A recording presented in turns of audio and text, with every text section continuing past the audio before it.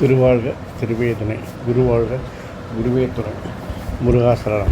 அன்பர்கள் அனைவருக்கும் ஸ்ரீ விசாக ஜோதிடத்தின் அன்பான இனிய காலை வணக்கங்கள். வருகின்ற மார்ச் மாதம் 29ஆம் தேதி கும்பராசியில் உள்ள புரட்டாதி நட்சத்திரம் 3ஆம் பாதத்திலிருந்து மீனத்தில் உள்ள புரட்டாதி 4ஆம் பாதத்திற்கு சனி பயிற்சியாக உள்ளார். இதுவே இந்த வருடத்தில் சனி பயிற்சியாக சொல்கிறோம். கிட்டத்தட்ட 2.5 ஆண்டுகள் அவர் இந்த ராசியிலே சஞ்சரிக்க இருக்கிறார். சனியானவர் சூரியனை சுற்றி வரக்கூடிய வழிவட்ட கிரகத்தில் கடைசி கிரகமாகும். அதனால தான் அவருக்கு ஒரு ராசியை கடக்க 2.5 வருடம், ஒரு ராசி மண்டலத்தை சுற்றி வர 30 வருடம் என்ற அதிக கால அளவை எடுத்துக்கொள்ளக்கூடிய ஒரு கோச்சார சஞ்சார கிரகமாகும். ஆகவே இந்த சனியானவர் மீனத்தில் பயிற்சியாவதால் 12 ராசிகளுக்கும் எந்தெந்த தாக்கங்களை தரப்போகிறார் என்பதை நாம் பார்க்க இருக்கிறோம். சனியானவர் மிகவும் நேர்மையானவர், நீதிமான், கடின உழைப்புக்கு பேர் போனவர். அதனால தான் அவர் பார்த்தீர்கள் என்றால் தராசு சின்னத்தில் உள்ள துலாம் ராசியில் அவர் உச்சமடைகிறார். சனி என்பது ஒரு கர்ம கிரகம். அது இல்லாமல் இந்த பிரபஞ்சத்தில் எந்த ஒரு இயக்கமும் இல்லை என்னலாம். ஆகவே இந்த சனி, ராகு, கேது போன்ற பாவ கிரகங்கள் நமக்கு பிரச்சனையை கொடுக்குமோ என்று அதிக அன்பர்கள் பயந்து கொண்டு இருக்கிறார்கள். அதற்கான பயம் தேவையில்லை. நமக்கு வருகின்ற சோதனைகள் எல்லாம் தங்கத்தை புடம் போடுவது போல நம்மை சுற்றியுள்ளவர்களை அடையாளம் காட்டவும், நமக்கு அதிகம் ஆதரவாக இருப்பவர்கள் யாரென காட்டவும், நாம் இனி யாரை நம்பி அவர்களோடு பழகலாம் என்பதை காடி கொடுக்கிற கிரகங்கள் தான். அதாவது இவர்கள் பிரச்சனைகள் கொடுக்கும்போது யாரெல்லாம் நமக்கு கூட இருக்கிறார் என்று தெரிந்தாலே நமது உண்மையான அன்பர்கள் யார் என்று நாம் தெரிந்து கொள்ளலாம். அது மாதிரி வாழ்க்கையில் நீதி, நெறி, தர்ம நெறிகளை புகட்டக்கூடிய கிரகங்கள். அதனால் இவர்கள் தரக்கூடிய சோதனைகள் என்று சொல்லாமல் அதிலிருந்து பாடம் படித்து சாதனைகளை செய்வது மிகவும் சிறப்பாகும். சனி பயிற்சி என்றாலே 7.5 சனியை கண்டு எல்லோரும் பயப்படுகிறார்கள். 7.5 சனி என்பது ஒரு சனி பகவான் ஜென்மராசிக்கு முந்தைய ராசியிலும் அடுத்த ராசியிலும் சஞ்சரிக்கும் அந்த 2.5 + 2.5 + 2.5 7.5 வருடங்களையாக 7.5 சனி என்று சொல்கிறோம். அது 12ஆம் பாகத்தில் இருக்கிற சனியை வரைய சனி என்றும், ஜென்மத்தில் உள்ளது ஜென்ம சனி என்றும், 2ஆம் பாகத்தில் இருக்கக்கூடியதை பாத சனி என்று சொல்லுகிறோம். அதேபோல் 4ஆம் இடத்தில் இருந்தால் அஸ்தாஷ்டம சனி, 8ஆம் இடத்தில் இருந்தால் அஷ்டம சனி, 7இல் இருந்தால் கண்டக சனி,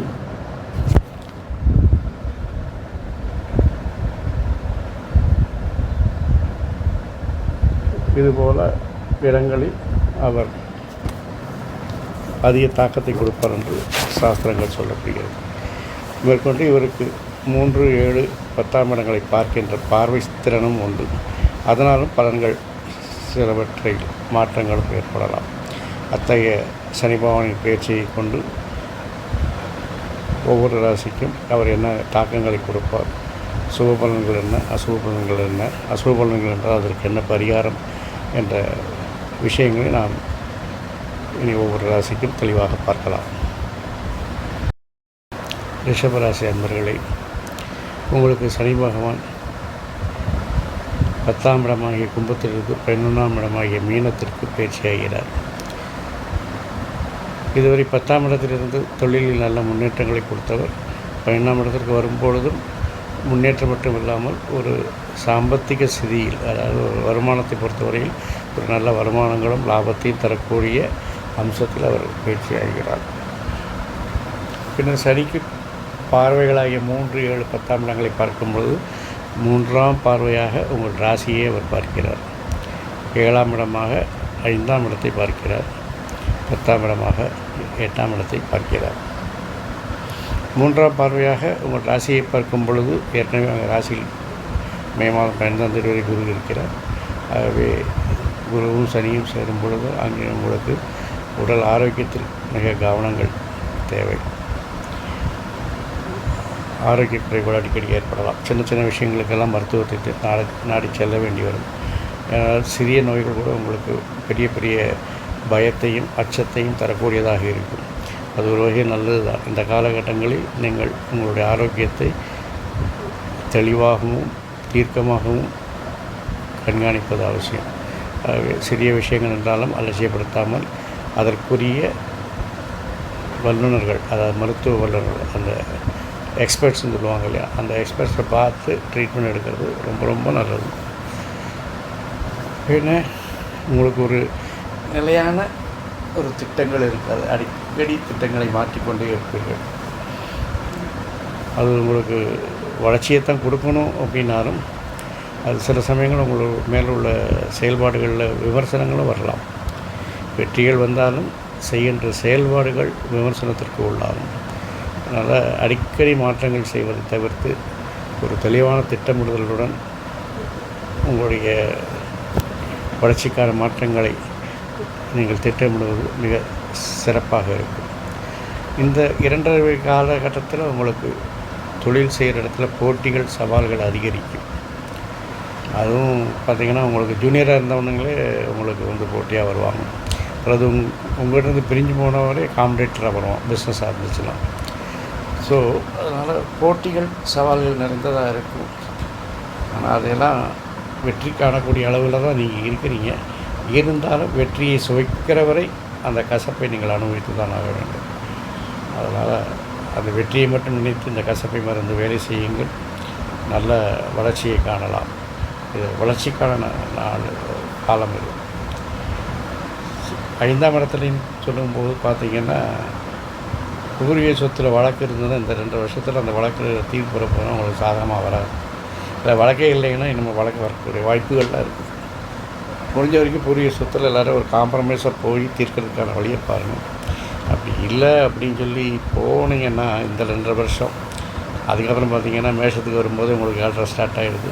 கிட்டத்தட்ட பார்த்திங்கன்னா இந்த கேஸ்லாம் போச்சுன்னா ஒரு 10 வருஷத்துக்கு உங்களுக்கு இழுத்தடிச்சு சாகடிச்சிடும்.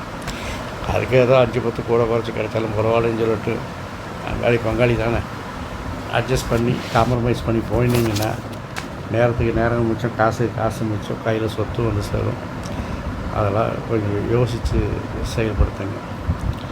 அதுக்கப்புறம் பார்த்திங்கன்னா பிள்ளைகளோட ஆரோக்கியத்தில் கொஞ்சம் கவனம் வரும். குழந்தைகளோட ஆரோக்கியம் கொஞ்சம் மோசமாக இருக்கும்.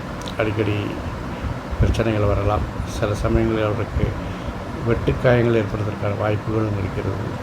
இல்லை ஏதேனும் ஒரு பிரச்சனை கொழுப்பு சம்பந்தமான பிரச்சனை ஏதாவது அறுவை சிகிச்சை கூட கொழுப்பு கட்டிகள் மாதிரி அறுவை சிகிச்சை வர்றதுக்கான வாய்ப்புகள் இருக்குது. அதனால் கவனம் தேவை. அவர்களுடைய ஆரோக்கியத்திலும் அவருடைய செயல்பாடுகளிலும் கவனமும் கண்காணிப்பும் அவசியம், மிகவும் அவசியம். பிறகு அவருடைய செயல்பாடுகளில் படிக்கிற குழந்தைகளாக இருந்தாலும் சரி, காலேஜில் படிக்கிற குழந்தைகளாக இருந்தாலும் சரி, அவருடைய செயல்பாடுகளில் வழி தவறி போவதற்கான வாய்ப்புகள் அதிகம் வருகிறது. அதனால் அவர்களை மாத்திரம் இல்லாமல் அவருடைய சுற்றுப்பாடுகள், அவருடைய நட்பு வட்டங்கள், அவருடைய சக மாணவர்களுடைய நடவடிக்கை, இதையெல்லாம் நீங்கள் கொஞ்சம் கவனித்து அவர்களை நெறிப்படுத்த வேண்டிய நாள். மோசம்னு சொல்ல முடியாது, கைடன்ஸ் இருந்ததுன்னா ஒழுங்கான வழியில் போயிடுவாங்க. வழிப்படுத்துவதற்கு ஒரு தூண்டுகோல் மாதிரி ஒரு தேவைப்படுகிறது. அது பெற்றோர்களாக நீங்கள் தான் செய்ய முடியும், ஆசிரியர்லாம் செய்ய முடியாது. உங்களுக்கு தான் 100% கடமை இருக்குது. அதனால் குழந்தைகள் மேலே அக்கறையாக இருங்க, அவங்கள நல்லா பார்த்துக்கோங்க. பூர்வீகத்தில் இருக்கிறவங்க வெளியில் போய் வேலை பாருங்கள், அப்போ தான் முன்னேற முடியும். கிடைச்சது போதும் அப்படின்னா பூர்வீகத்தில் இருந்துக்கலாம். இல்லாட்டி பூர்வீகத்தில் இருந்தால் அவங்களுக்கு வளர்ச்சி இருக்காது. அது இந்த 10 வருஷத்துக்கு அதுதான் அவங்களுடைய விதி. அதனால் எது வேணுங்கிறத நீங்கள் தான் தீர்மானிச்சுக்கணும், சரிங்களா? அதுக்கப்புறம் பார்த்திங்கன்னா ஏற்கனவே நம்ம சொல்லியிருக்கோம், பூர்வீக சொத்தில் வம்பு வழக்கு. பூர்வீக சொத்து வம்பு வழக்குன்னு இல்லை, நீங்கள் இப்போ இந்த காலகட்டத்தில் எது பேசினாலும் வம்பு வழக்கெல்லாம் தான் மாறும். 8 சனி வரும்போது பார்த்திங்கன்னா சும்மா சாதாரணமாக பேசுகிறது கூட ஒரு பெரிய பிரச்சனையாக மாதிரி வம்பு சண்டைக்கு போகலாம். இப்போ நீங்கள் சாதாரணமாக செய்கிறது, யாராவது பார்த்து சல்யூட் அடிப்பீங்க, உனக்கு தெரியாது நீ யார் எனக்கு சல்யூட் அடிக்குன்னு கேட்பாங்க. அதே மாதிரி எது செஞ்சாலும் பிரச்சனையாக மாறும். அதனால் கொஞ்சம் அடக்கி வாசிக்கிறது நல்லது. அதிக பெருந்தன்மை, அதிக தாராள மனப்பான்மை, அதிக என்ன சொல்கிறது அக்கறைகள்லாம் இந்த காலகட்டத்தில் தவிர்த்துருங்க. ஏன்னா நீங்கள் எது செஞ்சாலும் பிரச்சனைன்னு வரும்போது நீங்கள் அதிகங்கிற வார்த்தையை கம்மி பண்ணிட்டீங்கனாலே பாதி பேர் பிரச்சனையை தரும். அக்கறை அளவோடு இருக்கட்டும், பெருந்தன்மை அளவோடு இருக்கட்டும், மற்றவர்கள் விஷயத்தை தலையிடுறதை தவிர்த்துருங்க. அப்படி செய்யும்போது உங்களுடைய பிரச்சனைகள் இல்லைனா எதிர்ப்புகள் இல்லாமல், விமர்சனங்கள் இல்லாமல், வீண் பழிகள் வராது தவிர்க்கலாம். வாழ்க்கை துணையை இந்த காலகட்டத்தில் ரொம்ப அனுசரித்து போகணும். அவங்க பிரச்சனை பெரிய பிரச்சனையாக இருக்கும். அதனால் அதையே அனுசரித்து போங்க குடும்பத்தை பொறுத்தவரைக்கும். புரியுதுங்களா? அதுக்கப்புறம் பார்த்திங்கன்னா 11ஆம் இடத்துல சனின்னா 9ஆம் அதிபதியும் 10ஆம் அதிபதியும் 11 இருக்கார். தர்ம கர்மாதிபதியில் அவஸ்தானத்தில் இருக்கிறார். இவ்வளோ பிரச்சனைகள் இருந்தாலும் உங்களுக்கு ஆறுதலாக இருக்கிற விஷயம், தொழிலில் நீங்கள் என்ன செஞ்சாலும் அது மிகப்பெரிய வருமானத்தையும் லாபத்தையும் தரப்போகுது. தொட்டதெல்லாம் பொண்ணாகும்.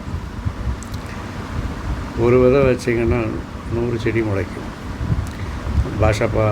டைலாக் மாதிரி நினைக்காதீங்க, உண்மை அதுதான். நீங்கள் செய்கின்ற விஷயங்கள் எல்லாம் சிறிய விஷயங்களாக இருந்தால் அது விருட்சங்களாக மாறி உங்களுக்கு நல்ல ஒரு பலனை தரக்கூடிய காலகட்டம். அதனால் தொழிலில் கவனம் செலுத்துங்க. அதே நேரத்தில் நம்ம ஏற்கனவே சொன்ன குழந்தை, வாழ்க்கை துணையெல்லாம் கவனிக்கணும். அதனால் குடும்பத்தையும் கைவிட்டுறாதீங்க. இரண்டையும் பேலன்ஸ் பண்ணி கொண்டு போங்க. தொழிலில் லாபம் கிடைக்கிதுன்னு சொல்லிட்டு தொழிலுக்கு அடிமையாகி குடும்பத்தை விட்டு விடாதீர்கள். நிறைய பேர் அப்படி தான் குடும்பத்தை விற்றுட்டு தொழிலுக்கு அடிமையாகி கடைசியில் காசெல்லாம் சம்பாதிச்சு குடும்பத்தை திரும்பி பார்க்கும்போது பார்த்திங்கன்னா குடும்பம் எங்கேயோ இருக்கும், இவர் எங்கேயோ இருப்பார். அதுக்கப்புறம் ஃபெவிக்கார் வச்சு ஒட்டினா கூட 2 ஒட்டாது. பிள்ளைகள்லாம் அவங்கள்ட்ட பேசப்பட மாட்டாங்க, ஏன்னா பார்த்துருக்கவே மாட்டாங்க அவங்கள. ஏன்னா நீங்கள் காலையில் வச்சு ராத்திரி நடராத்திரி வருவீங்க.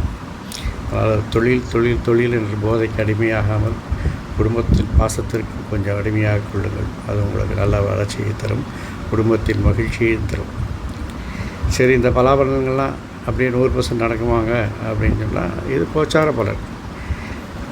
உங்களுடைய சுயஜாதகத்தை பார்த்து அந்த சுயஜாதகத்தின்படி உங்களுக்கு சனி தசை புத்தி அந்தரம் இருந்தால் மாத்திரம் இந்த பலன்கள் 100க்கு 100% அவங்களுக்கு நடக்கும். அப்படி இல்லையெனில் ஒரு 20% அவ்வளோதான், ஒரு தலையை காட்டிட்டு போகிற மாதிரி காமிச்சிட்டு போயிடும். அதனுடைய வீரியம் ஜாஸ்தியாக இருக்கும், அது வேறு விஷயம். அதே மாதிரி மீனத்தில் ராகு, கேது, சனி இது மாதிரி ஒரு பாவ கிரகங்கள்லாம் இருந்துச்சுன்னா அது சனி அதை மீண்டும் தொடும் பொழுது உங்களுக்கு அசுப பலன்கள் வீரியம் அதிகமாகும். சரி, குரு சுக்கிரன் இருந்தாருன்னா அசுப பலன்கள் குறைந்து சுப பலன்கள் கூடும். இதுதான் அது நியதி. அதனால் சனி பயிற்சின்னு பார்த்து பயந்துக்கிடாதீங்க. உங்கள் சுய ஜாதகத்தை பாருங்கள். ஜாதக தசாபத்தி இருந்தாலும் கவலைப்படாதீங்க. சனியை பொறுத்தவரையில் பொதுவான பரிகாரங்கள், வாழ்வியல் பரிகாரங்கள், சுறுசுறுப்பாக இருக்கணும், நேர்மையாக இருக்கணும்.